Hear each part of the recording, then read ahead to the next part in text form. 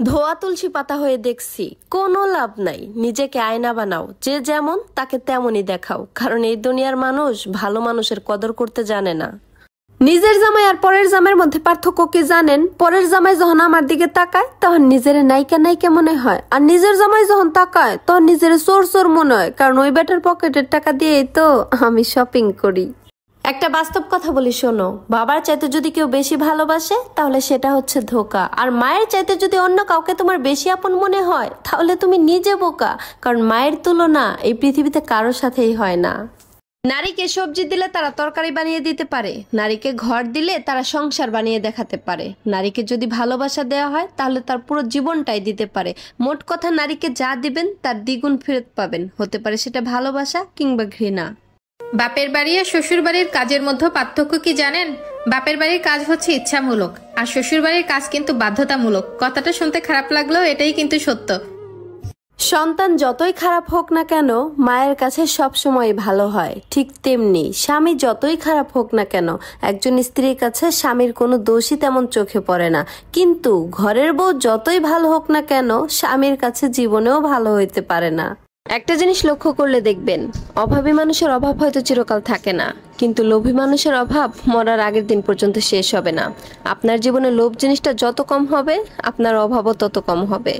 একটা টুপির দাম যদি 100 টাকাও হয় সেটা থাকে মাথায়, আর জুতার দাম যদি 1000 টাকাও হয় সেটার স্থান কিন্তু পায়েই হয়।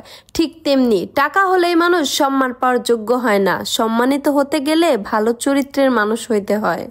ভাইয়ারা, ভুলেও কখনো এই কাজটা করবেন না। স্ত্রীর কথা শুনে মাকে আর মায়ের কথা শুনে বউকে কখনো ভুল বুঝবেন না। সবার আগে নিজেকে বিবেকের কাঠগড়ায় দাঁড় করান, কারণ আপনার স্ত্রী হচ্ছে আপনার আমানত, আর আপনার মা হচ্ছে আপনার জান্নাত। আমি আমার বাবাকে জিজ্ঞেস করলাম, আচ্ছা বাবা, পৃথিবীতে মাতৃভাষা আছে, পিতৃভাষা নেই কেন? তখন আমার বাবা হেসে উত্তর দিল, তোর মা সারাদিন এত কথা বলে যে আমাকে কথা বলারই সুযোগ দেয় না। বড় লোকদের মন খারাপ হলে বলে কোথাও গিয়ে ঘুরে আসি, মনটা একটু হালকা লাগবে, আর গরিবের মন খারাপ হলে বলে বাইসা থাইকে আর কি লাভ, মরে গেলেই শান্তি। মানুষকে খুশি রাখার মতো কঠিন কাজ এই পৃথিবীতে আর নেই, কারণ মানুষের স্বার্থে যদি একটু আঘাত লাগে তাহলে পূর্বের সমস্ত উপকারের কথা ভুলে যায়। নিজের একান্ত গোপন কথা সবসময় নিজের মধ্যেই রাখার চেষ্টা করুন, কারণ ভরসার হাত যতই বিশ্বস্ত হোক না কেন স্বার্থে আঘাত লাগলে মানুষ রূপ বদলাতে একটুও সময় নেয় না। কি গো, স্বামীর সংসার ভালো লাগতেছে না? স্বামীর ব্যবহারও ভালো লাগতেছে না? তাইলে স্বামীর একবার ডিভোর্স দিয়ে বাপের বাড়ি যান। বাপের বাড়ি গেলে বুঝবেন বাপের বাড়ি ভাত তখন অনেক দামি হয়ে যাইব, কাছের মানুষগুলাও না অচেনা হয়ে যাইব। এইটাই বাস্তব। বিবাহ হচ্ছে জীবনের সব থেকে বড় লটারি।